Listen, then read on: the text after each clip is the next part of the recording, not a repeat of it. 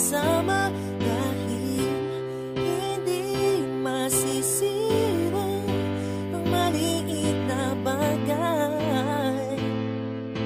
Ang matagal na nating pagmamahalan, kahit na ikaw palagi ang hindi ko maintindihan, di sumagi sa isipan kong iwanan kita at tumingin sa iba.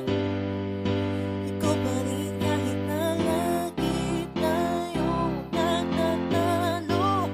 Ayusin na natin, huwag nang pahabain dahil nasasayang ang oras nating dalawa. Lagi mo lang isa-isip nang hindi mababali ang sumpa na dalawa.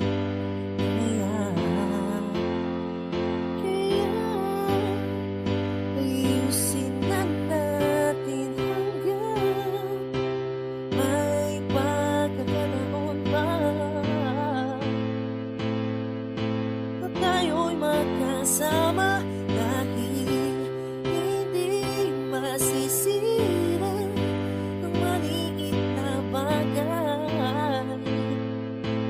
Matagal na nating pagmamahalan, hindi hahayaang sa pagtulog ko hindi ka katabi.